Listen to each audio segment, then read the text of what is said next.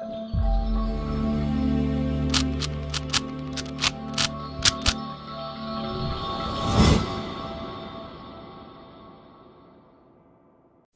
Guys, I hope you like my videos. If you like my videos please like share and subscribe our channel. आज हम लोग class 12 maths case study based question, जो कि अभी हमारी series चल रही है मैक्सिमा मिनिमा के, आपके पास एक और क्वेश्चन लेकर आए हैं। ऑलरेडी हम 3 क्वेश्चन जो हैं वो अपलोड कर चुके हैं। इसके बाद हम प्रोबेबिलिटी से रिलेटेड भी लाएंगे, बट हमारा ये मानना है कि मिक्स नहीं करना चाहिए, ताकि मैक्सिमम मिनिमा के अगर कोई क्वेश्चन है तो उसे किस तरीके से करना है वो आपको पहले क्लियर हो जाए।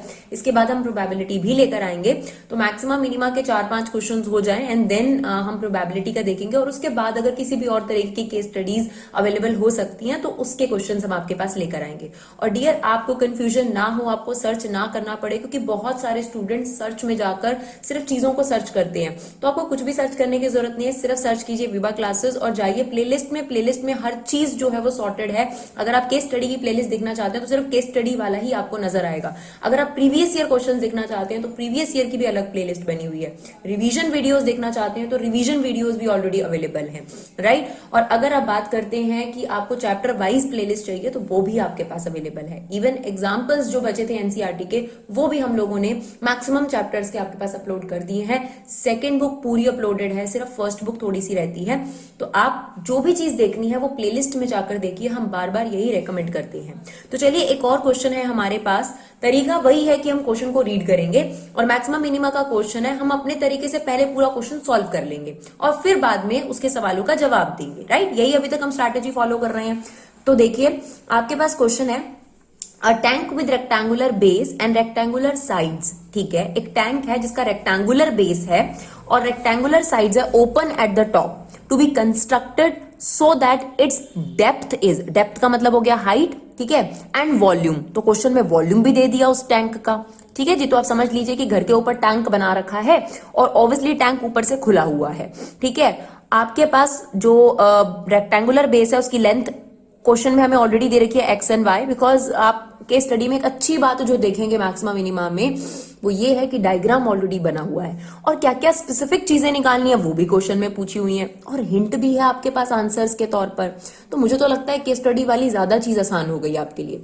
If the building of the tank 70 rupees per square metre, यानी अगर टैंक बनाने के जो भी लेबर है वो 70 रुपए 1 स्क्वायर मीटर के चार्ज कर रही है बेस के लिए, बेस का अलग उसका चार्जेस है, and 45 rupees per square metre for the sides, और साइड के लिए अलग तरीके से चार्ज हो रहा है। तो ये हमारे सामने क्वेश्चन है, फिगर आपको ऑलरेडी बनी हुई दे रखी है, open at the top, height 2 metre है, लेंथ ब्रेथ पता नहीं है, लेकिन इस टैंक का वॉल्यूम आपको ऑलरेडी गिवन है 8 मीटर क्यूब।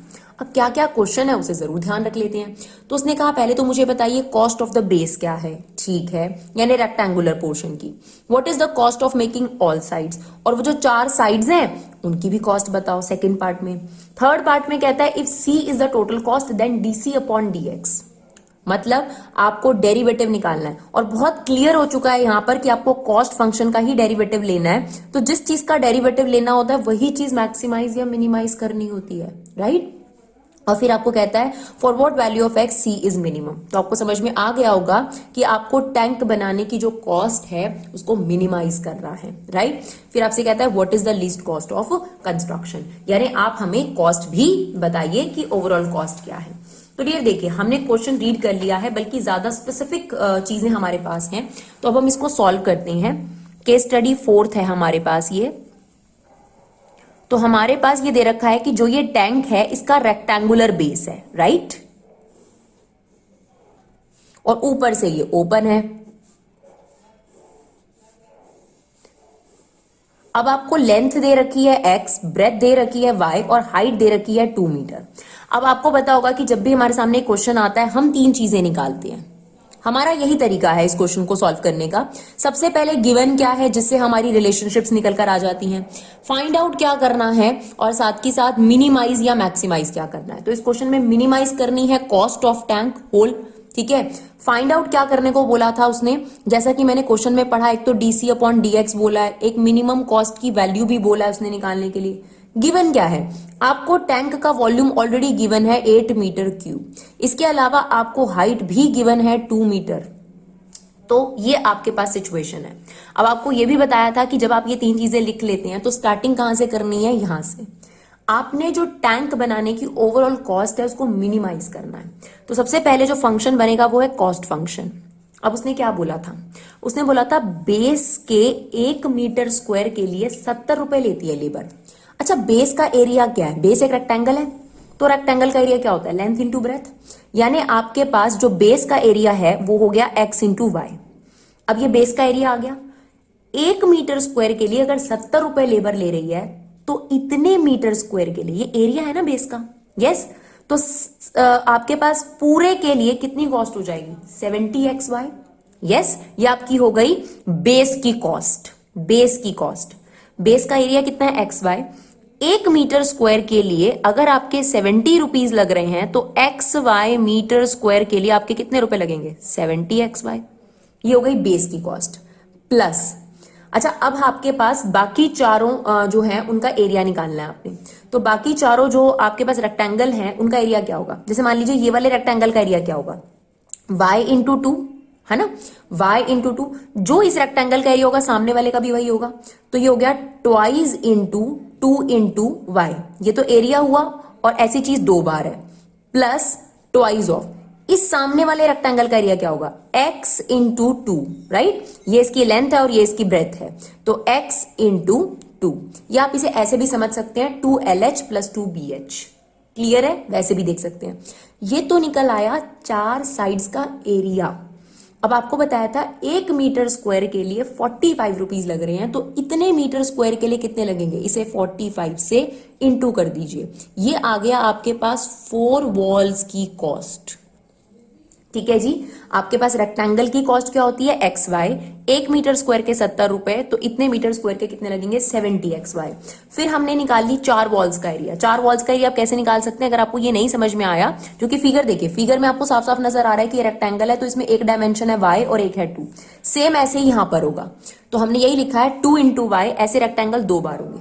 नहीं तो आप 4 वॉल्स का एरिया निकाल लीजिए, क्या? 2LH और 2BH, राइट। आपके पास लेंथ की वैल्यू कितनी है क्वेश्चन में? x। ब्रेथ की वैल्यू कितनी है? देखिए, लेंथ की वैल्यू है x, ब्रेथ की वैल्यू है y और हाइट की वैल्यू है 2। आप ये रखकर भी एरिया निकाल सकते हैं। और फिर उस एरिया को हमने किससे मल्टीप्लाई कर दिया? 45 रुपीज से, क्योंकि उसने बताया था कि 4 वॉल्स में वो जो कॉस्ट बता रही है लेबर 1 मीटर स्क्वायर के 45 रुपीज, तो इतने मीटर स्क्वायर के कितने होंगे? तो हमारे पास जो कॉस्ट फंक्शन कंप्लीट बन गया वो हो गया 70xy। अगर आप देखेंगे तो इन दोनों में से 4 कॉमन है, तो वो 4 कॉमन लेकर हम 45 से क्या कर देते हैं? इंटू कर देते हैं। कितना हो जाएगा आपके पास? 180, और यहां पर क्या रह जाएगा? y plus x, right. अब हमें क्या करना होता है डियर? अब हमारे पास डेरिवेटिव लेना है, लेकिन डेरिवेटिव लेने के लिए जो इंपॉर्टेंट बात होती है वो ये होती है कि एक ही वेरिएबल होना चाहिए, या तो x या फिर y। अब इसके लिए किसका इस्तेमाल करेंगे? आपके पास गिवन चीजों का इस्तेमाल करेंगे। तो गिवन में आपको पहले से ही टैंक का क्या दे रखा है? वॉल्यूम दे रखा है ना। वॉल्यूम की अगर हम बात करें तो वॉल्यूम क्या होगा? वॉल्यूम आपको 8 दे रखा है। वॉल्यूम क्या होता है? Length into breadth into height equal to 8। ये 2 वहां जाके डिवाइड हो गया, तो x इंटू वाई की वैल्यू आ गई आपके पास 4। और अगर आप y की वैल्यू निकालते हैं तो वो आ जाएगी 4/x। अब बच्चे कहेंगे मैम हमें कैसे पता चलेगा कि y की वैल्यू निकालनी है? x की भी तो निकाल सकते हैं। बिल्कुल निकाल सकते थे अगर ये क्वेश्चन आपके पास नॉर्मल आता। केस स्टडी में अगर आप देखेंगे तो बहुत क्लियरली आपको बताया गया है कि आपने x के रिस्पेक्ट में डेरिवेटिव लेना है। इसका क्या मतलब है कि जो आपके पास वेरिएबल एलिमिनेट करना है वो है y, तो उसी को सब्स्टिट्यूट करा जाएगा। तो आपका जो कॉस्ट फंक्शन है वो क्या हो गया डियर? 70। x इंटू वाई की वैल्यू कितनी आ गई आपके पास? 4।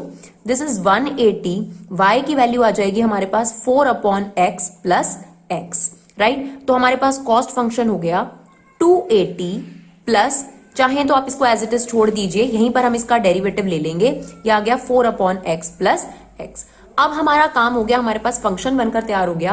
अब हम इस फंक्शन का क्या लेंगे? डेरिवेटिव, यानी dc/dx। 280 का डेरिवेटिव 0, क्योंकि यहां पर कांस्टेंट वेरिएबल के मल्टीप्लाई में चल रहा है तो ये बच जाता है, तो ये एज इट इज रह गया। 4/x का derivative 4 as it is, 1/x का डेरिवेटिव माइनस 1/x², और x का डेरिवेटिव 1। अब आपके पास ये आ गई dc/dx, that is basically 180 minus 4/x² plus 1। हम क्या करते हैं डियर? हम यहां पर सेकेंड डेरिवेटिव भी साथ में ही निकाल लेते हैं। सेम 180 अभी बचा रहेगा, -4 as it is, 1 upon X square का डेरिवेटिव होता है -2 अपॉन एक्स क्यूब, और 1 का डेरिवेटिव क्या हो जाएगा 0। तो आपके पास ये आ गया 180 इंटू 8 अपॉन में एक्स क्यूब। देखिए यहां पर बहुत क्लियर है कि आपका आंसर जो है वो पॉजिटिव आने वाला है, बिकॉज एक्स एक साइड है, वो नेगेटिव नहीं होगी, और यहां पर और कोई भी चीज नेगेटिव नहीं है। तो चलिए अब हमें क्या करना है, एक्स की वैल्यू निकालनी है। तो हम फर्स्ट डेरिवेटिव को किसके इक्वल रखते हैं, 0 के इक्वल रखते हैं। तो हम फर्स्ट डेरिवेटिव को 0 के इक्वल रख देते हैं, यानी DC upon dx equal to 0, जो कि वैल्यू है हमारे पास 180 -4 upon X square plus 1 equal to 0। 180 वहां जाके 0 हो गया, -4 अपॉन एक्स स्क्वायर, ये जो 1 है वहां चला जाएगा -1, ये इससे कैंसिल आउट हो गया, तो एक्स स्क्वायर की वैल्यू आ गई 4। अब देखिए एक्स जब आप इस पे रूट लगाएंगे तो प्लस माइनस 2 वैल्यूज आएंगी, बट साइड कभी नेगेटिव नहीं होती, तो एक्स की वैल्यू कितनी आ गई आपके पास, 2 आ गई, राइट। अब आप इस x की वैल्यू को कहां पर पुट कर दीजिए, सेकेंड डेरिवेटिव में। तो सेकेंड डेरिवेटिव आ रहा था 180 इंटू 8 अपॉन में x क्यूब, यानी 2 का क्यूब। तो आप देखिए 2 का क्यूब और 8 कैंसिल आउट हो जाएगा, 180 विच इज पॉजिटिव। अगर आपके पास सेकेंड डेरिवेटिव पॉजिटिव आ गया तो कॉस्ट क्या हो गई आपके पास, मिनिमम हो गई।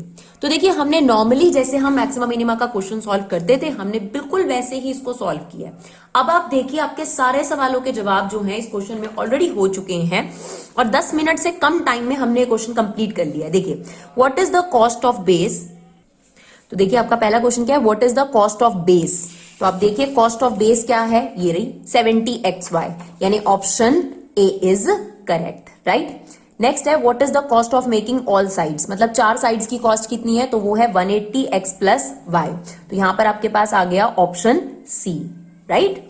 Then if c is the total cost, then dc upon dx की वैल्यू आपको बतानी है। तो dc अपॉन dx है हमारे पास, ये देखिए यह है आपके पास 180 -4 अपॉन एक्स स्क्वायर प्लस 1। बस इसने जो है इसको इस तरीके से मेंशन किया हुआ है 180 -4 एक्स की पावर -2, सॉरी नीचे हो तो आप उसे क्या लिख सकते हैं, -2। इस तरीके से आपके पास मेंशन है और कुछ नहीं है। तो आप देखिए इनमें से कौन सा ऑप्शन करेक्ट होगा।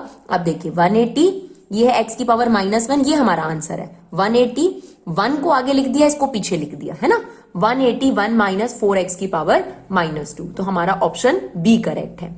फिर उसने बोला for what value of x is minimum, तो एक्स की क्या वैल्यू आई थी हमारे पास, 2 आ गई थी, तो ऑप्शन बी इज करेक्ट। फिर उसने बोला था what is the least cost of construction, हाँ ये अभी हमने नहीं निकाला है, लीस्ट कॉस्ट पूछी है, तो इसका मतलब होता है कॉस्ट फंक्शन के अंदर एक्स की वैल्यू पुट कर आंसर निकाल दीजिए। तो आपके पास कॉस्ट फंक्शन क्या था हमारे पास, कॉस्ट फंक्शन था 280 plus 180 4 upon x plus x, और एक्स की वैल्यू कितनी है हमारे पास 2, तो यहां पे पुट कर देते हैं। तो ये हो गया 280 180, यहां पे आप 2 पुट करेंगे तो ये 2 प्लस 2, तो that is 280 plus 180 into 4, multiply करके आप टोटल कर लीजिए, तो ये आपके पास आ जाएगा 280 प्लस 720, दैट इज 1000 रुपीज। तो आप देखिए आपके जो पांचों के पांचों सवाल हैं वो आपके पास सॉल्व हो गए in less than 15 minute it takes. आप देख सकते हैं कि अगर आप इसे खुद से करेंगे तो और जल्दी हो जाएगा। तो बस एक ही तरीका है, जिस तरीके से आप क्वेश्चन को पहले सॉल्व करते थे वैसे ही कर लीजिए, उसी में से आपको फटाफट से आंसर्स मिल जाएंगे। हाँ एक दो आंसर्स हैं जैसे कि उसमें थोड़ा बहुत चेंजेस कर लेता है, तो थोड़ा सा आपको दिमाग लगाना है, क्योंकि इन्हीं ऑप्शंस में से कोई ऑप्शन करेक्ट है आपके पास। तो डियर ये आपको जो वीडियो है आई होप समझ में आ रहा हो, ये जो सीरीज है आपके लिए बेनिफिशियल रही हो। और भी अगर आपकी कोई सजेशंस हैं कि मैम इस तरीके की चीजें लेकर आइए, तो डेफिनेटली वो भी हम लेकर आएंगे। हमें ध्यान में है बहुत सारे लोग जो सजेशंस देते हैं, लेकिन डियर ऐसा होता है कि हम चाहते हैं कि जो एक सीरीज चल रही है पहले वो कंप्लीट हो जाए दूसरी सीरीज आने से पहले। Thank you so much guys for 11 support, keep supporting Vibha classes.